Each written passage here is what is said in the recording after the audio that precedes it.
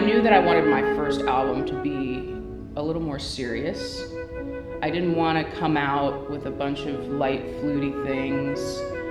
I would say that that's not necessarily my personality. It's something I do, but as far as who I am, I like to do things that are a little bit more serious and dark and passionate. When I first picked up the flute and I heard the sound I was able to make just naturally,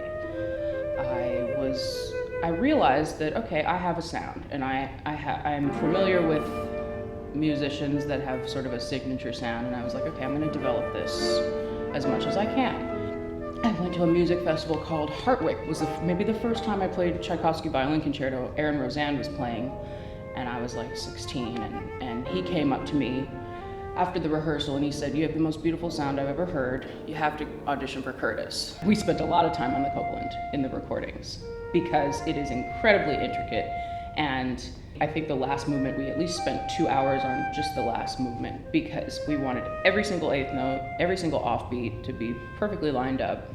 You know, he's so clear about what he wants, and it's really on the performer to just do exactly what he says. And there's almost no limit to that when you look at how detailed he writes. So, you know, that's how it works with him, and I think that's what we should.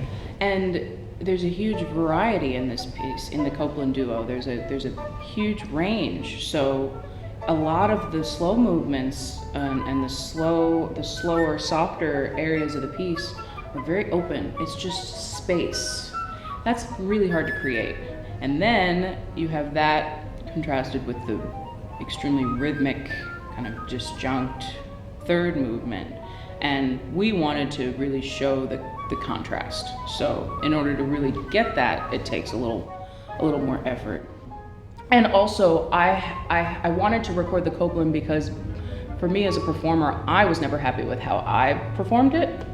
So I'm always trying to prove to myself that I can do something better.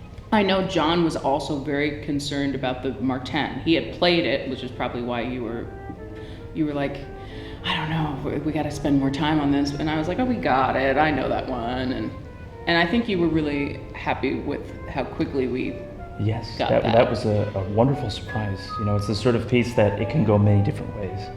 And there are precarious ways that those decisions can lead to. And I think with us, we were just on the same wavelength for a lot of that. So it came together probably one of the fastest pieces on the album. And he has great rhythm too. So Wow. I really hope that the person who's listening to this album is able to be transported, is able to relax and go through the journey that we went through musically together. And then take you on this wonderful ride of different, tours of countries and composers' worlds. And you tap into this amazing energy and most of all fun that we had making it for you. So please enjoy.